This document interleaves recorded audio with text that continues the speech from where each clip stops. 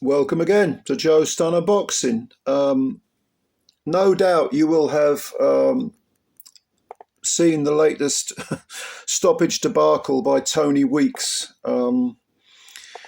This was, what, 2 minutes, a minute in, or minute and a half in to the fight with between Virgil Ortiz and a guy by the name of Fredrick Lawson. And Ortiz was definitely the favourite, and he stung Lawson with I think it was a solid jab, and then Lawson sort of staggered to the ropes, and Ortiz jumped on him and fired a salvo of punches, and Lawson was stung, but he was rocking and rolling on the ropes, riding out the storm, hands held high, nothing really clipped him that was solid. And the next thing you know, Weeks has stepped in, and this is in the first round with a minute and a half gone or whatever it was. And this, of course, comes on the back of the very poor stoppage when Ismael Barroso fought Rolly Romero, was winning on all three cards, had floored Rolly, and he got stopped in the ninth round. Very, very poor stoppage. Nothing really landed. Rolly was in there slinging punches. Barroso didn't look under any duress, and the fight got stopped. Now, a lot of people in my comments section, I did a review of the fight, yesterday's fight, and a lot of people are saying that Weeks is corrupt. Well, as Teddy Atlas likes to say, there's only two possible answers to such an appalling lack of judgment. And one is that you're corrupt, and the other one is that you're incompetent. You know, when I say incompetent, you made a mistake.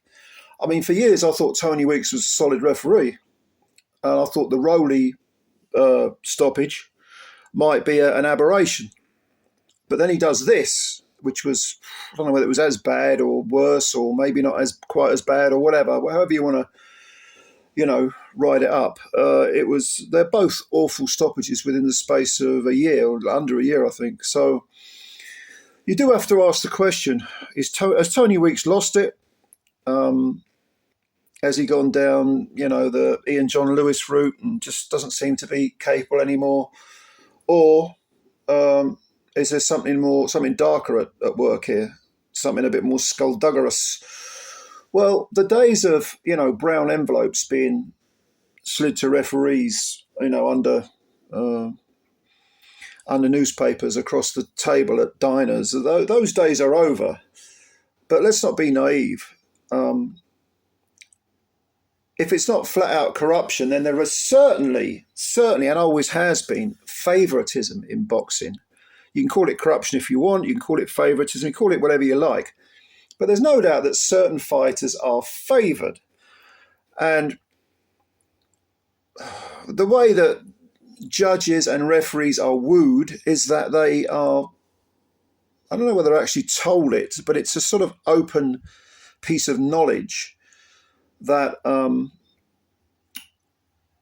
if the right guys get the right decisions, if anything's 50-50 and you lean towards one guy, you're probably going to get some more work, and you'll get to stay in nice hotels and dine out, and we'll pick up the bill and so on and so forth.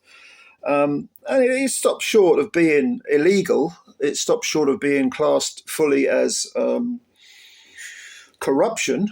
But nevertheless, again, we're back to the word favouritism. If you favour certain fighters, you sleep in nicer sheets than someone who doesn't. Let's put it that way, in a nicer hotel. So, has Weeks fallen foul to this? I would like to believe that he made a couple of very bad decisions, and should therefore be, investigated in the sense that he needs to go before various commissions. I can't remember where the Rolly fight took place with Barroso. Was that in Vegas too? I can't remember. But this is the problem with different commissions. They have to sort of question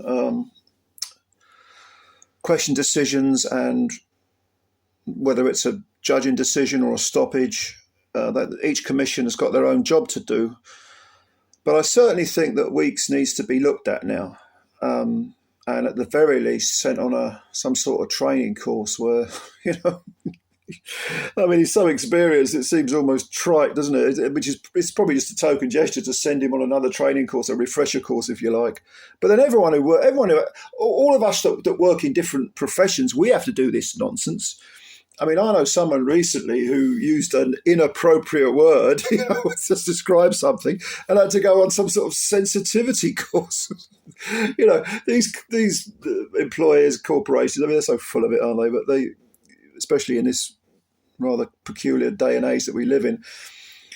But yeah, I mean, these stoppages should be investigated, and unfortunately, because none of these ruling bodies, none of these commissions are beholden to in America, to any sort of federal. I mean, I know we have the Alley Act, but there's no real sort of federal hammer waiting to descend upon them if they're found to be doing anything untoward. I mean, even the Alley Act isn't really imposed, is it? Does anyone really think that Al Heyman isn't a promoter, that he's only an advisor? I mean, there are ways to navigate around the Alley Act. But if you don't have an independent ruling, a legal commission, if you like an ombudsman, for example, who you can go to, something that is supported by government at the highest level, you will get this sort of nonsense. You won't get investigations into corruption.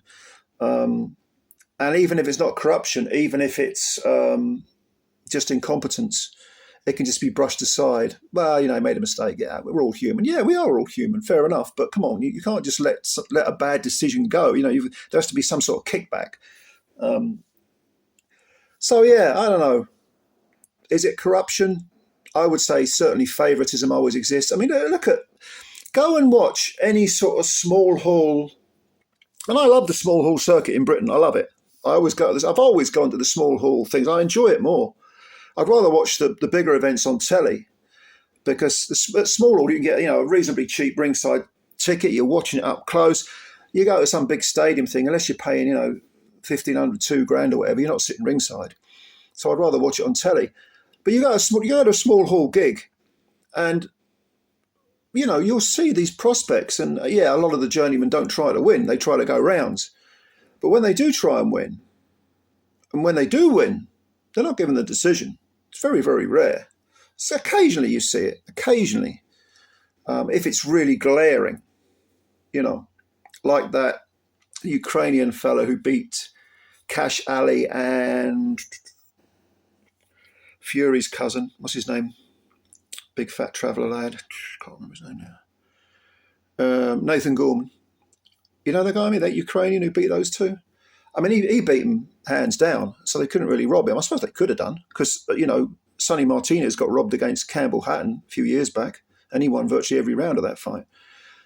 But favouritism, again, I'm repeating myself now, but favouritism exists. It always has done, even at small hall level. And it always will, until you've got some very powerful government-backed agency that can come down and say, look, if this happens, if you're going to be this corrupt, we're stopping it. We're stopping it.